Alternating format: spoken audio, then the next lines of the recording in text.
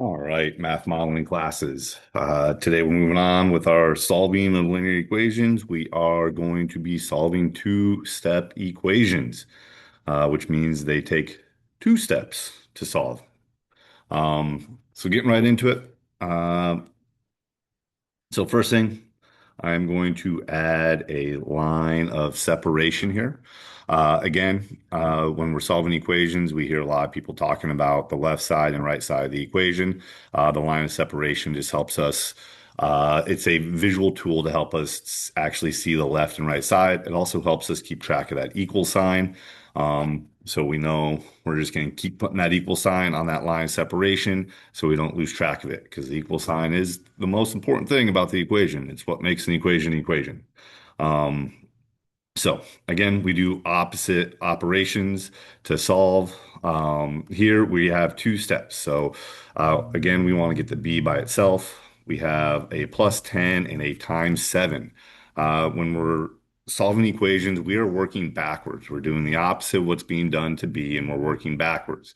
So we're going to do order of operations backwards. Order of operations, normally you do multiplication or division before adding and subtract. But since we're solving and working backwards, we are going to take care of addition and subtraction first, and then any multiplication and division. So I'm going to take care of this plus 10 first. To eliminate it, I subtract 10. Whatever you do to one side of the equation, you have to do to the other to keep it balanced, to keep both sides equal.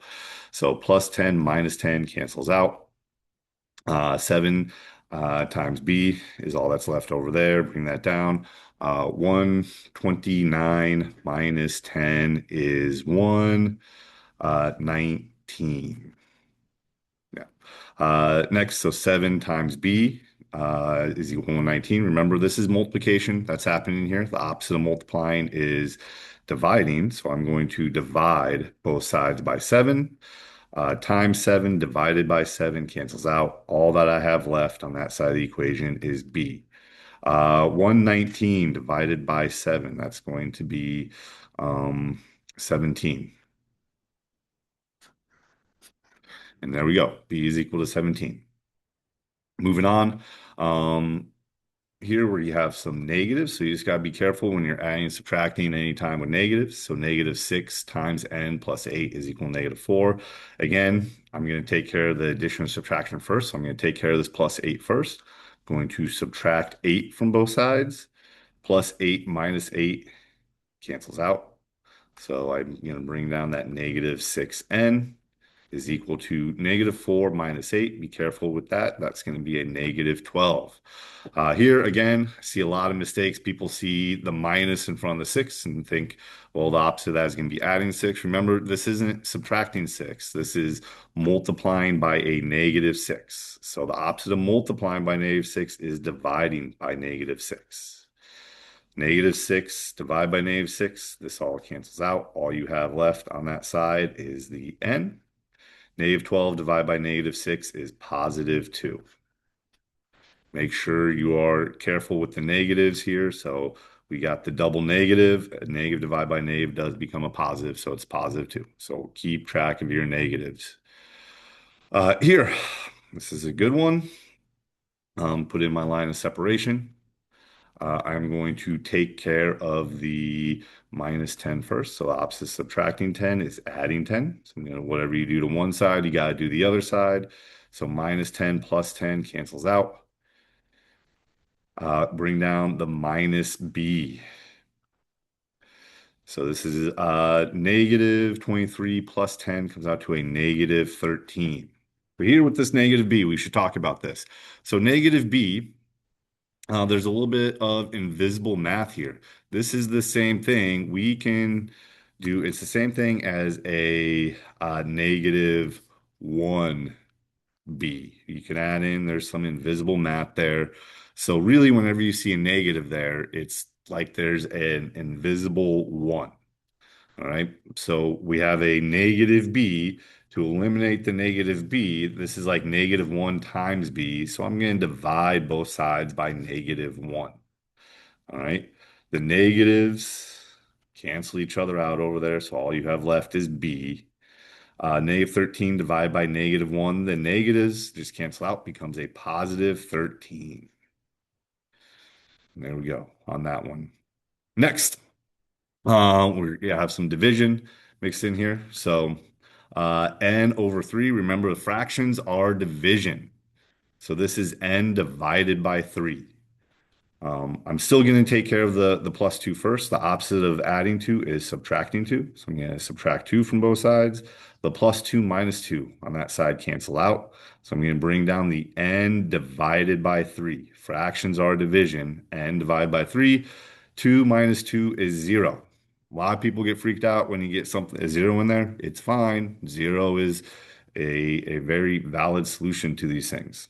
So since this is n divided by 3, the opposite of dividing is multiplying. So I'm going to multiply both sides by 3. Times 3 divided by 3 cancels out.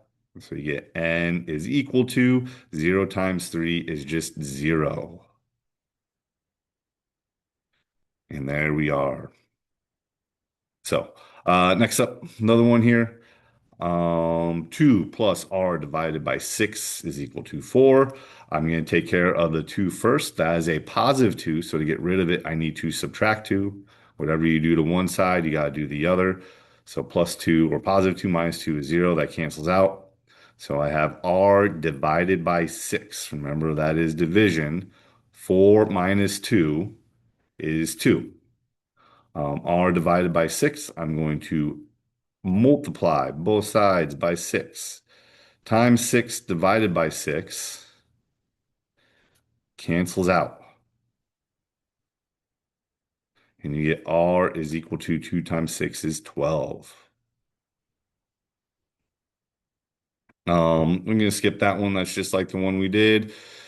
Here, a little bit different, where we have division all over here. So we have a minus 5 all divided by 4 is equal to negative 4. So the tough part of this one is it's division. And like I said, we work backwards. But working backwards, we can't add 5 while it's being divided by 4. So the first thing we need to do on this one is actually multiply both sides by 4 first to get rid of that 4 on the bottom. So times 4 divided by 4 cancels out. And here's where I see a very common mistake. The kids will multiply both sides by 4, but then distribute the green 4 to the a and the negative 5. That green 4 canceled out. It's not there anymore. It's not there to multiply the numerator. It's not there to multiply anything on the top. So after it cancels out, no longer there, all you have is a minus 5. So negative 4 times 4 is negative 16. Be careful with the negatives. And now I can add 5 to both sides. So minus 5 plus 5 cancels out. And you get a is equal to negative 16 plus 5 is negative 11. All right, next one. Careful with negatives here. So I'm going to start the first same way with the first step on this one. I'm going to multiply both sides by negative 21. Times negative 21 divided by negative 21 cancels out. There's no more negative 21s on the left side of the equation. All that's left over there is n plus 3. Do not distribute that green negative 21 to the n plus 3. All right, it's gone. Over here, negative 1 times negative 21 is a positive 21. Keep track of your negatives. Highlight those there. The negative 1 times negative 21, the double negative makes it a positive. All right. To take care of the plus 3, I'm going to subtract 3 from both sides. Plus 3 minus 3 cancels out. You get n is equal to 18.